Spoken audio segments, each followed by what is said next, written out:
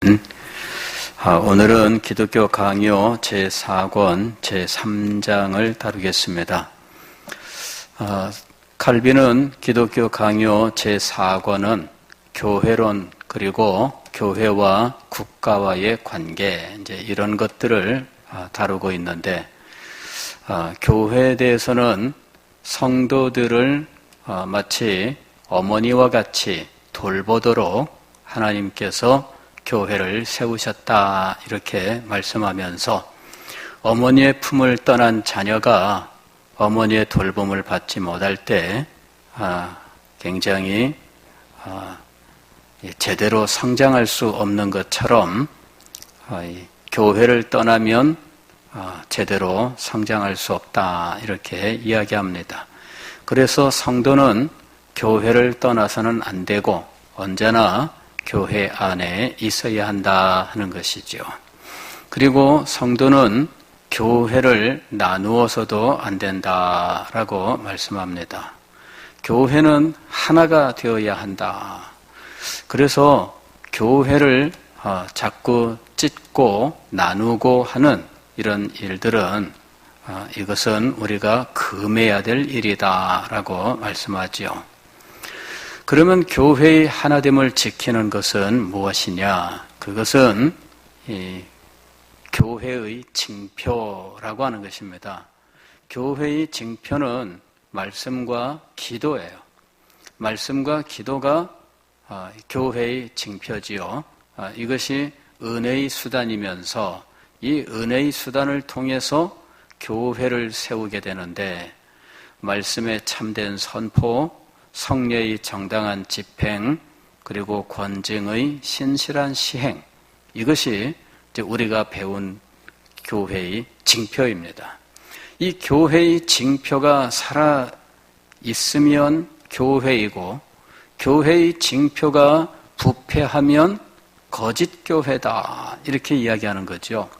그래서 교회에 여러 가지 약점은 있어도 교회의 징표가 살아 있다면 우리는 교회를 나눌 수 없다, 떠날 수 없다 이렇게 얘기하는 거예요. 말씀이 있고 성례가 정당하게 집행이 되고 있고 성도들에 대한 권징이 올바로 세워져 있다면 이 교회를 떠나서는 안 된다 하는 것이죠. 그럼에도 불구하고 칼빈은 로마 교회로부터 떠났습니다. 왜 교회의 하나됨을 그렇게 강조하고 교회를 떠날 수 없다고 힘써 말했던 칼빈이 왜 로마 교회를 떠났을까 하는 것이죠. 그 이유는 교회의 징표인 말씀의 참된 선포, 성례의 정당한 집행, 또 권징의 신실한 시행이 무너졌기 때문이다 하는 거죠. 이 부분에서 부패한 교회는 거짓 교회이며 거짓 교회는 떠나야 한다라고 말을 하는 거예요. 그리고 칼빈은 자신이 몸담았던 교회가 그리고 어린 시절부터 그 안에서 성장했던 교회가 사실은 이 부패한 교회였다라고 하는 사실을 깨닫고 결국은 그 교회를 떠나야 했다 하는 것이죠. 사실 이것은 은혜이면서 또한 비극이기도 하죠. 자기가 어린 시절부터 커왔던 교회가 알고 보니까 거짓 교회였다. 얼마나 허망하겠어요. 그리고 자신의 뿌리 모든 것들이 다 부인당하는 일인데 얼마나 불쌍하겠어요. 그러나 칼빈은 그럼에도 불구하고 참 교회가 무엇인지를 깨닫고 이제는 참 교회를 세우는 길에 서게 되었으니 이것은 또한 은혜이다라고 하는 것입니다. 오늘 우리는 칼빈보다 칼빈이 얼마나 교회의 하나됨에 아주 확고한 신앙을 가지고 있었는지를 알아야 됩니다. 교회를 나누어서는 안 된다라고 하는 확고한 믿음을 가지고 있었어요. 그리고 이 교회를 위해서는 자신을 희생해서라도 교회를 하나 되게 해야 된다라고 하는 이 분명한 믿음을 가지고 있었던 거예요. 그러나 교회가 부패했다면, 다시 말씀을 드리면 이 교회의 징표가 부패했다면 그는 더 이상 교회일 수 없다는 거죠. 그곳은 떠나야 된다는 거예요. 자, 왜 교회의 징표가 부패하면 떠나야 하는가? 그것은 예배의 문제이죠. 말씀과 성례는 예배입니다. 그래서 예배가 부패하였기 때문에 더 이상 그곳에서 함께 예배할 수 없기 때문이에요. 여러분, 함께 예배할 수 없는데 어떻게 한 교회가 될 수 있겠어요? 하나의 예배는 그곳에 건실한 교리가 있고, 그리고 하나님께 대한 참된 사랑과 경배가 있는 거죠.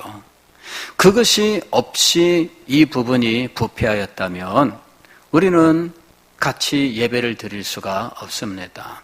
한 예배를 드리는 것이 얼마나 거룩하고 영광스러운 일입니까? 교회의 징표라고 하는 것은 바로 이 예배를 순결하게 하고 이 예배를 아름답게 하는 것이에요. 그래서 이 부분이 무너지면 예배가 무너지고, 예배가 무너지면 하나의 교회가 될 수 없다라고 하는 것이에요. 자, 그러면 칼빈이 이제 제4권 3장에서는 무엇을 다루느냐? 교회의 직분자들을 다루고 있습니다. 칼빈은 이 교회가 교회의 권정을 세우고 교회가 하나 되기 위하여 하나님께서 말씀 사역자들을 세우셨다, 이렇게 이야기를 해요. 칼빈은 사역자는 교회가 일치를 이루고 유지하는 주된 동인이다, 이렇게 이야기를 해요. 그리고 하나님은 사람들에게 은사를 주실 때 사역자들을 통해 주신다라고 말씀합니다. 교회의 일치를 위하여 사역자를 세우셨다. 이거 굉장히 중요한 말씀이에요. 사역자들은 그 사역이 본질적으로 교회의 징표를 유지하는 거예요. 교회의 징표는 말씀의 참된 선포와 성례의 정당한 집행과 또 권정의 신실한 시행으로 이루어져 있죠. 그리고 이 일을 말씀 사역자들이 전무하고 있는 거예요.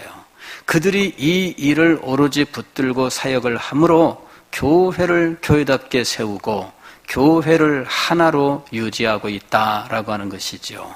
하나님께서 지상에 교회를 세우시고 이 교회를 바로 세워나가시기 위하여 사역자들을 세우셨어요. 그리고 이 사역자들을 하나님께서는 교회를 위하여 은사, 즉 성령의 은사로 주셨다라고 말씀하는 거예요. 성경을 보면은 사역자들은 이 성령의 은사로 주신 존재예요. 오늘 7절 말씀 보면 이렇게 돼 있죠. 우리 각 사람에게 그리스도의 선물의 분량대로 은혜를 주셨나니. 그리고 괄호를 하고 10절까지 괄호로 묶어야 돼요.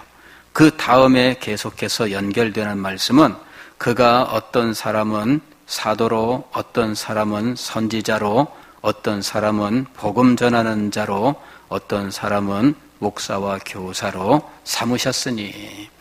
여기 5가지 말씀 사역자들을 이야기하고 있어요. 그리고 이들이 교회를 위해서 주신 하나님 그리스도의 선물이라고 말씀하는 것이죠. 그리스도께서 교회를 위하여 이 말씀 사역자들을 선물로 주셨습니다. 그래서 이 선물을 통해서 교회는 하나님의 은혜를 받게 되어 있다라는 것이죠. 칼빈은 교회의 직분자에 대한 성경의 여러 구절들에 대해서 이야기를 해요. 고린도 전서 12장 28절 이하에 교회의 직분자들에 대한 말씀이 나옵니다. 하나님은 교회 중에 며칠 세우셨으니 첫째는 사도요, 둘째는 선지자요, 셋째는 교사요, 그 다음은 능력을 행하는 자요, 그 다음은 병 고치는 은사와 서로 돕는 것과 다스리는 것과 각종 방언을 말하는 것이라 이렇게 얘기해요. 고린도전서 12장에 보면은 이렇게 여러 가지 직분자들을 말씀하고 있어요. 사도, 선지자, 교사, 이 사람들은 말씀 사역자예요. 여기서 교사라고 하는 존재는 사실은 목사를 가리키는 거예요. 우리가 에베소서 4장에서도 목사와 교사로 세우셨으니, 그럴 때에 이 목사와 교사는 실상은 하나의 직분이다 이렇게 이야기를 합니다.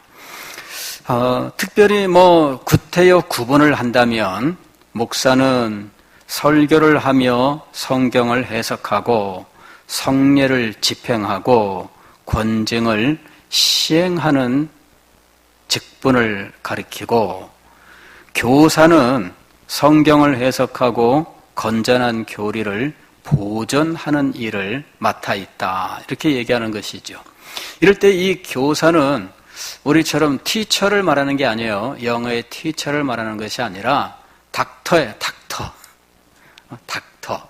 그래서 이 목사는 이 파스터예요. 파스터는 이 양들을 목양하는 존재죠. 그리고 교사는 닥터예요. 닥터. 박사님이죠. 그래서 이 목사와 닥터가 각각 말씀 사역자로서 실상은 서로 간에 오고 가는 그런 동일한 직분이다 이렇게 말하고 있는 거예요. 그러면서 칼빈은 이 말씀 사역자들을 임시직과 항존직으로 구분을 해요. 임시직이라고 하는 것은 일시적인 것이죠. 사도시대에만 존재했었던, 그리고 사도시대 이후로는 사라진 직분을 이제 임시직이라고 불러요. 그래서 이 임시직에는 사도, 선지자, 복음 전하는 자, 이런 존재들이 이제 임시직에 속해요. 그리고 항존직은 말씀을 전하고 가르치는 이 목사와 교사가 이 직분이 항존직으로서 언제든지 존재하고 있어야 돼요. 항존직이라고 하는 것은 그 기한이 언제까지냐? 우리 주님께서 오시는 날까지예요. 주님께서 재림하시는 날까지 교회 안에 항상 있어야 하는 직분이 항존직이에요. 그래서 말씀 사역자가 여러 종류가 있지만 사도, 선지자, 또 복음 전하는 복음 전도자, 목사와 교사 이렇게 이야기하지만 앞에 세 직분은 사도 시대로 끝나고 그 이후에는 목사와 교사가 있어서 목사는 한 교회를 맡아 사역하되 설교를 통하여 성경을 해석하고 가르치면서 성례를 집행하고 권징을 시행한다 이렇게 말하는 거예요. 교사는 성경을 해석하고 건전한 교리를 세우며 또 이것을 가르치는 일을 한다라는 것이죠. 이럴 때 이 가르치는 일을 전담하는 이 일을 이제 교사가 맡아 하고 있다라는 것이죠. 칼빈은 로마서 12장에 이제 이 성령의 은사에 대해서 말씀하는 것을 이제 직분에 대한 것으로 해석을 하고 있어요. 로마서 12장 6절 이하에 보게 되면 우리에게 주신 은혜대로 받은 은사가 각각 다르니 혹 예언이면 믿음의 분수대로, 혹 섬기는 일이면 섬기는 일로, 혹 가르치는 자면 가르치는 일로, 혹 위로하는 자면 위로하는 일로, 구제하는 자는 성실함으로, 다스리는 자는 부지런함으로, 긍휼을 베푸는 자는 즐거움으로 할 것이니라. 이럴 때 여기 일에 대해서 말씀하고 있죠. 그 일을 맡은 사람들에 대해서 말씀하고 있어요. 그래서 여기 6절 이하에 보면은 예언하는 사람, 섬기는 일, 가르치는 일, 또 위로하는 일, 구제하는 일, 다스리는 일, 긍휼을 베푸는 일, 뭐 이런 일에 대해서 이야기를 하고 있어요. 그리고 이 일이 은사, 성령의 은사와 결합되어 있습니다. 그래서 칼빈은 이것을 교회 안에 있는 직분으로 받아들여요. 그러면서 이 직분도 역시 임시직과 또 계속 있는 항전직으로 이해를 하고 있습니다. 이 중에서 항전직은 두 가지라고 이야기를 해요. 하나는 다스리는 자. 두 번째로는 구제하는 거예요. 구제하는 거. 이 두 가지는 사도시대 이후에도 교회 안에 언제나 남아 항전직이 되었다고 이야기를 하는 거예요. 그리고 여기서 다스리는 자라고 부르는 이 존재를 교회의 치리와 권징에 참여하는 장로 직분으로 해석을 하고 있는 겁니다. 고린도 12장 28절 이하에도 다스리는 것과 이렇게 다스리는 직분에 대해서 말씀을 하고 있어요. 이 다스리는 직분이 장로직이다라고 하는 것이죠. 그래서 칼빈이 제네바 시에서 이 교회의 직분을 4개를 세웠는데, 첫째는 목사, 둘째는 교사, 셋째는 장로, 넷째는 집사를 세운 거예요. 그래서 이때 이야기했던 이 장로가 다스리는 자였고 집사가 구제하는 자였던 거죠. 그렇게 해서 4개의 직분을 세워서 교회를 섬기게 했던 거예요. 그러니까 오늘날 우리 장로교는 칼빈의 기독교 강요의 직분론의 근거를 두고 칼빈이 제네바 시에서 시행했었던 장로교 정치를 받아들여서 오늘 우리의 장로교회가 세워졌어요. 그러나 직분은 그 이후에 교회의 형편과 상황에 따라서 좀 더 다양한 명칭으로 다양한 일로 존재하게 되었는데, 그것은 각 교회가 그의 필요에 따라서 행할 수 있는 것으로 받아들여서 행한 거예요. 그래서 이 모든 직분들은 임시직, 그리고 이 항전직은 뭐 어떤 상황에도 존재해야 되는 거죠. 이것이 바로 항전직이에요. 목사와 장로와 또 집사가 항전직이에요. 그래서 이 일들을 장로교회가 그대로 받아서 시행하고 있다라고 하는 것이죠. 명칭은 성경의 명칭과 정확하게 일치하진 않아요. 성경에 목사라고 하는 이 명칭이 등장은 하고 있지만, 그러나 한 번 등장할 뿐이에요. 목사라는 그 직분은 성경에 자주 나오지 않아요. 오히려 성경에 자주 나오는 직분은 감독, 또 장로라고 하는 직분이에요. 근데 이 성경에 나오는 장로가 현재 장로교 제도 속의 장로와 동일하냐? 그렇지 않습니다. 이거는 이 명칭은 중간에 변경된 거예요. 예. 처음에 이 감독과 장로는 이 목사를 가리키는 용어로 사용된 거예요. 사도행전 20장에서 이 사도 바울이 밀레도 섬에서 이제 에베소 교회의 장로들을 청하여 성도들을 당부하는 장면이 나옵니다. 그때 사도 바울이 이 양무리를 맡기고 감독하는 일에 대해서 이야기를 해요.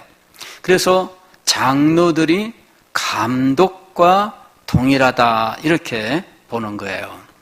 그래서 장로와 감독이 동일한데, 이것이 이 로마 국가의 국가 종교가 되면서 어떤 서열과 같은 것으로 바뀌게 돼요. 그래서 감독은 주교라고 하는 소위 성직자 가운데에서 일정 지방을 담당하는 고위 성직자로, 장로는 그냥 개교회를 담당하는 성직자로, 이제 이런 식으로 서열화돼요. 그러면서 이 서열을 발전시켜서 소위 교황 제도를 만들죠. 그래서 지금 로마 천주교는 교황을 정점으로 하는 계급구조 성직 제도를 가지고 있는 거예요. 교황 밑으로는 추기경, 또 그 밑으로는 대주교, 그 밑으로는 주교, 그 밑으로는 본당 신부, 본당 신부 밑에는 또 보좌 신부, 뭐 이런 식으로 해서 계급이 쫙 정해져 있어요. 그래서 계급이 올라가요. 마치 위에서 그 발령을 내고 또 계급도 올려주고 이렇게 하면서 점점 위로 올라가죠. 자, 이렇게 성직 제도가 계급 제도화 되었어요. 그러나 칼빈은 이런 계급제를 인정하지 않습니다. 장로와 감독이 그 권한에 있어 차이가 있었던 것이 아니다. 동일한데 명칭만 서로 돌려가며 쓸 수 있는 것이었다라고 이야기를 하는 거예요. 그리고 이제 현대 우리가 부르는 장로직은 고린도전서 12장 또 로마서 12장에 나오는 다스리는 자, 바로 그것이 현대 장로교 제도 속에 장로가 하는 일이었다는 것이죠. 이것이 오늘날 우리는 치리라고 하는 말로 사용해요. 다스리는 것을 우리는 치리라고 하는 거예요. 그래서 현대의 장로를 우리가 뭐라고 부르느냐 하면은 치리장로 이렇게 부르는 거예요. 예, 그래서 장로님들은 치리의 일을 맡아 있다 이렇게 이야기를 하는 겁니다. 자, 어쨌든 이 제도 자체는 뭐 발전을 하고 있지만, 혹은 제도 자체는 시대나 혹은 그 상황에 따라서 조금씩 뭐 명칭을 바꿀 수는 있지만 본래 그 정신은 성경에 그대로 존재하고 있는 것이죠. 그래서 우리는 오늘날 이 사도 시대로부터 지금까지 계속되는 이 항존직의 직분과 사도 시대에만 비상하게 존재했었던 이 임시직으로 이 직분을 나눠요. 사도 시대에만 존재했던 이 임시직을 다른 말로는 비상직이라고 불러요. 비상. 이 교회 일꾼을 우리는 직원이라고 보통 이야기를 하는데 이 비상직원 이렇게 부릅니다. 비상직원. 비상직원은 그때 특별한 목적을 위하여 일시적으로 두었던 직분이라는 의미예요. 그래서 비상직원입니다. 사도와 선지자와 또 복음 전도자입니다. 그런데 이 사도직이 오늘날 다시 등장할 수 있는가? 칼빈은 어느 정도 여지를 둬요. 교회가 분열되고 배도하게 되었을 때 배도로부터 교회를 회복시키기 위하여 사도가 사도직이 이제 나타날 수 있다. 뭐 이제 이런 말씀이 있어요. 그래서 칼빈이 마치 이 사도 직분이 나타날 수 있는 것으로 말한 것처럼 그렇게 보입니다. 그러나 알고 보면은 사도 시대의 사도들과 같은 이 사도가 나타날 수 있다라고 말한 것은 아닙니다. 그가 말했던 것은 사실은 학자들의 연구에 의하면은 이제 루터를 가리켜 말한 것이다라고 이야기합니다. 이전에 기독교 강요 그 앞에서 보게 되면은 루터를 사도와 같은 존재로 언급하는 말이 있어요. 그래서 루터가 마치 사도와 같이 배도하는 교회를 되돌리는 종교개혁의 일을 시작한 것을 의미한다라는 것이죠. 그래서 오늘날 우리는 사도의 직분이 지금 다시 나타나지는 않는다 이렇게 보고 있습니다. 그런데 최근에 이 사도 직분이 나타났다 이렇게 말하는 사람들이 있습니다. 그게 이제 그 최근에 많이 지금 나타나 있는 그 성령 운동하는 사람들 가운데에 이 사도성을 주장하는 사람들이 있어요. 자기들이 성령을 받았기 때문에 사도다 이렇게 이야기를 하는 사람들이 나타났습니다. 자, 이것은 잘못된 거예요. 사도는 그런 정도로 되지 않습니다. 사도라고 하는 것은 무슨 누가 어떤 자격을 주고 그러는 직분이 아니에요, 지금은. 그리고 자기가 성령을 받으면은 자기가 사도성을 가지게 되고 그래서 자기가 사도임을 인식한다 뭐 이런 식으로 가르치는데 이 사도 앞에는 목사들도 복종해야 된다 뭐 이러는 거예요. 그래서 어느 날 이곳에서 기도하던 어떤 사람이 저한테 내가 사도가 됐으니 장호익 목사님은 복종하시오라고 말하는 사람이 나타날 수 있는 거예요. 그게 최근에 성령 운동하는 사람들의 주장이에요.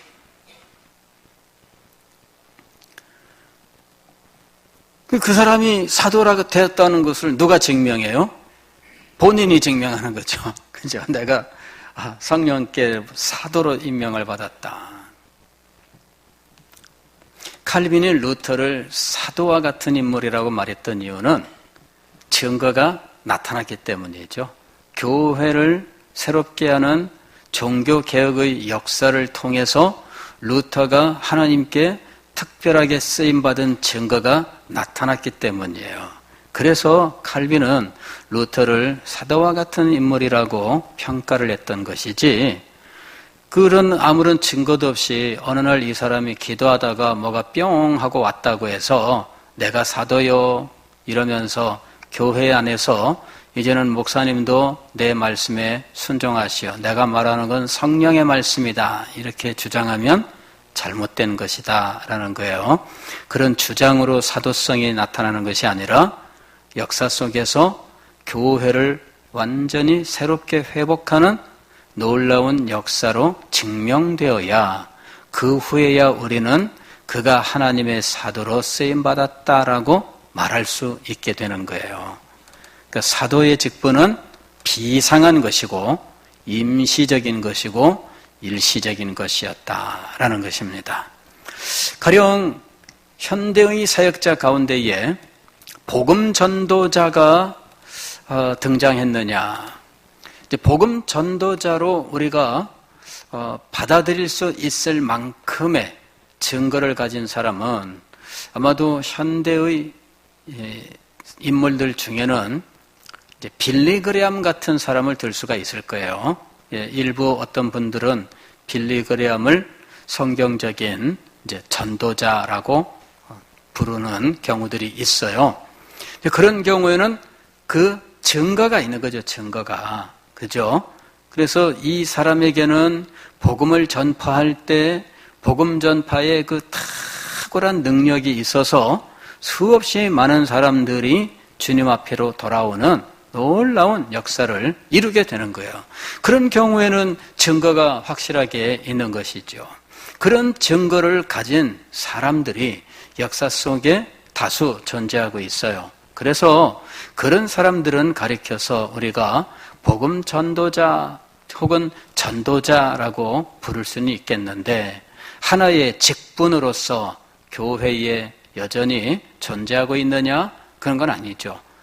비상한 상황에서 성령께서 특별한 이런 능력으로 역사하는 이런 사람들에 대하여 우리들이 전도자라고 부를 수는 있지만 직분으로서의 전도자 혹은 선지자는 오늘날 우리 가운데 없다라는 것입니다. 지금 우리 가운데 분명하게 있는 것은 교회의 징표를 늘 살아있도록 유지하는 것을 사명으로 감당하고 교회와 성도들을 섬기는 말씀 사역자로서의 목사가 있다라고 하는 것이에요. 그로 인하여서 교회의 징표가 살게 되어 있고 교회가 하나로 연합하게 된다라는 것입니다. 또 교회가 일치하게 되는 것이죠.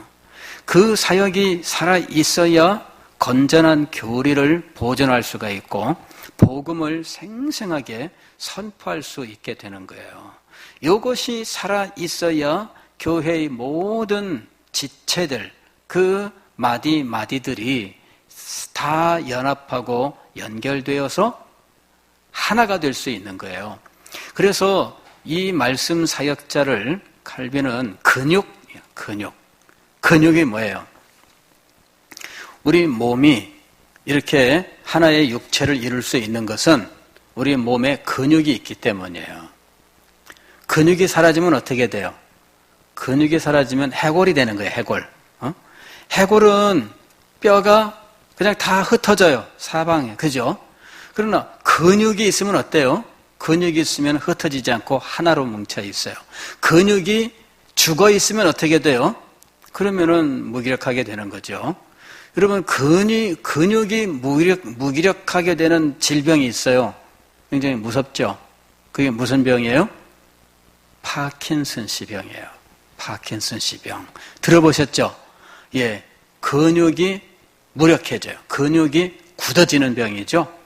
그래서 이게 근육이 점점점 굳어지면은 나중에는요, 이 목 밑으로는 움직이지 못해요. 그냥 가만히 있어야 되는데 굉장히 무서운 거예요.